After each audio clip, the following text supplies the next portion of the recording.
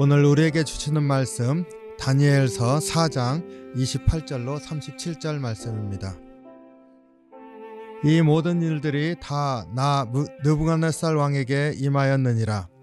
12달이 지난 후에 내가 바벨론 왕궁 지붕에서 거닐새 나 왕이 말하여 이르되 이 큰 바벨론은 내가 능력과 권세로 건설하여 나의 도성으로 삼고 이것으로 내 위엄을 영광을 나타낸 것이 아니냐 하였더니 이 말이 아직도 나 왕의 입에 있을 때 하늘에서 소리가 내려 이르되 느부갓네살 왕아 내게 말하노니 나라의 왕위가 내게서 떠났느니라. 내가 사람에게서 쫓겨나서 들짐승과 함께 살면서 소처럼 풀을 먹을 것이요 이와 같이 7대를 지나서 지극히 높으신 이가 사람의 나라를 다스리며 자기의 뜻대로 그것을 누구에게든지 주시는 줄을 알기까지 이르리라 하더라. 바로 그때 이 일이 일어나 느부갓네살에게 응함으로 내가 사람에게 쫓겨나서 소처럼 풀을 먹으며 몸이 하늘 이슬에 젖고 머리털이 독수리털과 같이 자랐고 손톱은 새 발톱과 같이 되었더라. 그 기한이 참에 나 느부갓네살이 하늘을 우러러 보았더니 내 총명이 다시 내게로 돌아온지라. 이에 내가 지극히 높으신 이에게 감사하며 영생하시는 이를 찬양하고 경배하였나니 그 권세는 영원한 권세요 그 나라는 대대에 이르리로다. 땅의 모든 사람들을 없는 것 같이 여기시며 하늘의 군대에게든지 땅의 사람에게든지 그는 자기 뜻대로 행하시나니 그의 손을 금하든지 혹시 이르기를 내가 무엇을 하느냐고 할 자가 아무도 없더라. 그때 내 총명이 내게로 돌아왔고 또 내 나라의 영광에 대해서도 내 위엄과 광명이 내게로 돌아왔고 또 나의 모사들과 관원들이 내게 찾아오니 내가 내 나라에서 다시 세움을 받고 또 지극히 위세가 내게 더하였느니라. 그러므로 지금 나 느부갓네살은 하늘의 왕을 찬양하며 친송하며 경배하노니 그의 일이 다 진실하고 그의 행하심이 의로우심으로 교만하게 행하는 자를 그가 능히 낮추심이라. 아멘. 사랑이 많으신 주님, 주의 은혜와 사랑에 감사합니다. 오늘도 주 안에서 새날을 맞기를 원합니다. 말씀 안에서 다시 한번 우리 심령이 새로워지게 하시고 주님의 뜻 안에서 다시 한번 세움받는 시간이 될 수 있도록 말씀 가운데 역사해 주시옵소서. 감사드리며 예수님 이름으로 기도하옵나이다. 아멘. 네, 오늘 본문은 느부갓네살 왕이 꾸었었던 큰 나무의 꿈이 이루어지는 장면을 보게 됩니다. 우리가 28절로 37절까지 말씀입니다. 29절에 보니까 12달이 지난 후에 느부갓네살 왕이 그 왕궁의 지붕 위를 이렇게 거닐면서 이제 말을 하였습니다. 30절에 나 왕이 말하여 이르되 이 큰 바벨론은 내가 능력과 권세로 건설하여 나의 도성으로 삼고 이것으로 내 위엄의 영광을 나타낸 것이 아니냐 하였더니 느부갓네살 왕이 큰 나무의 꿈을 꾸었고 그것이 베어져서 그루터기가 사슬에 묶이고 그래서 7대를 지나게 될 것이다. 이렇게 그리고 그 의미가 바로 왕이 그렇게 그 버림을 받을 것입니다 라고 하는 해석을 받았는데 1년 동안 느부갓네살 왕이 그것을 잊어버린 것이지요.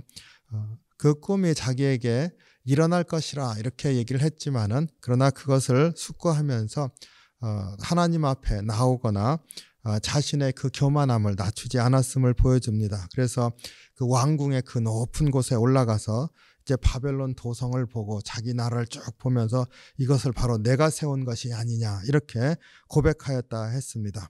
바로 이렇게 고백하는 그 모습 안에서 그 꿈으로 이미 경계했음에도 불구하고 전혀 변하지 않는 자기의 그 교만에 취해 있는 그러한 모습으로 이제 이야기가 시작됩니다. 그때 그렇게 말했을 때죠. 내가 건설하였다 이렇게 말하였을 때 하늘에서 소리가 들렸습니다.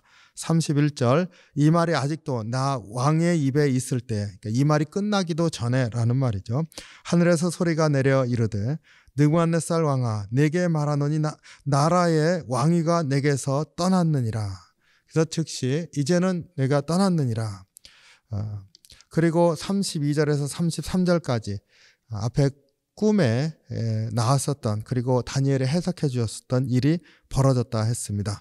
사람들에게 쫓겨났고 들짐승과 같이 소처럼 들에서 먹었고, 또 머리털이 독수리 털과 같이 자랐고, 손톱이 새 발톱처럼 되었다 했습니다. 그리고는 들판에서 하늘의 이슬을 맞으며 살았다. 이게 도대체 어떻게 된 상황일까 이렇게 생각을 해봐도 우리가 쉽게 이제 환상인가 이렇게 생각될 수 있지 않습니까? 그런데 그렇지가 않다고 그러네요. 학자들이 이 상황을 이렇게 보면은 그 인사니아 조안 트로피카라고 하는 정신 이상 병이 있다고 합니다. 자신을 짐승과 같이 여기는 그런 질병이라고 하는데 아마 그런 병에 걸렸던 게 아닐까 이렇게 봅니다. 정신 이상의 상태가 된 거죠. 그래서 이제 왕이 통제가 안 되는 지경에 있게 되니까 이제 그 왕위에서 물론 이제 그 보호되는 그러한 것을 했겠지만 왕이 미쳐 있다고 한다면은 이런 상황이 벌어지게 되지 않겠습니까? 어쨌든 그 느부갓네살 왕에게 바로 그 꿈에 보여줬던 그 일이 일어났습니다. 그리고 34절에 기한이 차고 그리고 느부갓네살이 정신이 들었어요. 하늘을 쳐다보니 총명이 다시 돌아왔다. 그러니까 하나님께서 말씀하셨던 7대죠. 그것이 지나고 난 다음에 다시 왕이 정신을 차리고 회복되었고 왕권을 되찾게 됩니다. 34절에 내가 지극히 높은 신이에게 감사하며 영생하신 이를 찬양하고 경배하였더니 그 권세는 영원한 권세요 그 나라는 대대에 이르리로다. 이제 하나님을 제대로 찬양하는 그런 모습을 보게 됩니다. 36절에 그때 내 총명이 내게로 돌아왔고 또 내 나라의 영광에 대해서도 내 위엄과 광명이 내게로 돌아왔고 이제 왕위로 다시 복귀된 것을 보게 됩니다. 내 모사들과 관원들이 내게로 찾아오니 내가 내 나라에서 다시 세움을 받고 또 지극한 위세가 내게 더하여졌더라 이렇게 얘기를 하고 있습니다. 그러니까 완전하게 이제 회복되어서 다시 왕위에 세워졌습니다. 느부갓네살 왕이 그러고 난 다음에 하나님을 그렇게 찬양했잖아요. 정신이 들어오고 난 다음에 그러므로 지금 나 느부갓네살은 하늘의 왕을 찬양하며 칭송하며 경배하노니 그의 일이 다 진실하고 그의 행하심이 의로우심으로 교만하게 행하는 자를 그가 능히 낮추심이로다. 하나님을 느부갓네살 왕이 찬양하지 않습니까? 그리고 다시 왕으로서 온전히 섰잖아요. 그러고 나서 이 찬양하는 모습을 이렇게 보면은 하나님에 대한 온전한 찬양에 이어서 한마디 말이 더 붙여져 있습니다. 그리고 이것이 바로 느부갓네살 왕이 고쳐지기를 원하였었던 하나님의 뜻이었던 거죠. 교만하게 행하는 자를 그가 능히 낮추심이라. 그러니까 바벨론 그 제국을 건설한 그 위대한 왕일지라도 하나님께서 능히 낮추시느니라. 저는 이 말씀을 이렇게 보면서 저도 주님께 이제 기도하면서 또 주님이 이렇게 깨닫게 해주시는 것 그리고 내 자신을 경계하도록 나의 어리석은 모습들도 생각나게 하시고 또 주님께서 이렇게 원하시는구나 하는 것을 깨닫게 해주실 때가 있어요. 그럴 때 그럼 즉시 회개하지 않습니까?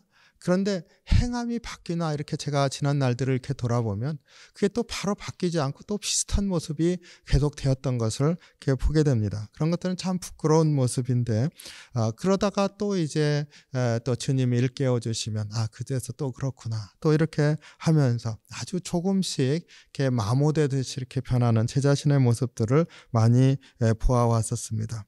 아마 성도님들도 비슷할 것 같습니다. 느부갓네살 왕이 그 큰 나무의 꿈을 꾸고서 그 해석도 알고 다 알았어도 소용이 없지 않습니까? 눈에 보이는 그 대제국을 보면서 그 마음에 있는 그 자긍심, 교만함 이것은 없어지지가 않았습니다. 아마 인간의 모습은 다 그럴 것이라 이렇게 생각이 듭니다. 그리고는 하나님의 질책이 임하고 나서야 그 모든 것들을 잃었다가 그리고 깨달으면서 다시 온전해지고 다시 세움받으면서 그제서야 하나님을 바로 바라보면서 찬양하는 것을 우리가 볼 수 있습니다. 우리의 모습을 보는 것 같지 않은지 성도님들도 한번 생각해 보시기 바랍니다. 저는 이걸 보면서 내 모습이 이런 것이지 싶습니다. 우리가 주님 앞에 오늘 이 느부갓네살 왕이 그 꿈에 경계했었던 것들이 실제로 일어남으로 말미암아서 그가 돌이키는 모습을 이렇게 보면서 우리의 심령이 항상 주의 말씀을 듣고 순종할 준비가 되어야 되겠구나.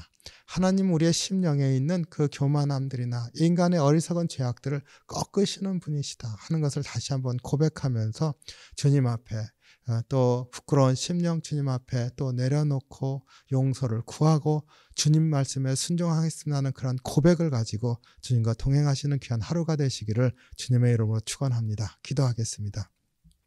사랑이 많으신 주님, 주의 은혜와 사랑에 감사합니다. 저희들의 부족함을 주님께서 아시오니 항상 주님께서 말씀으로 일깨우시고 또 우리의 심령이 주의 말씀 안에서 또 세워질 수 있도록 또 인도해 주시옵소서. 오늘 또 주 안에서 복된 날 되게 하시길 원합니다. 주님을 바라보게 하시고 온전히 주님께 맡기는 귀한 삶이 될 수 있도록 도와주셔서 주 안에서 소망을 갖고 승리하는 하루로 인도해 주시옵소서. 감사드리며 예수님 이름으로 기도하옵나이다. 아멘.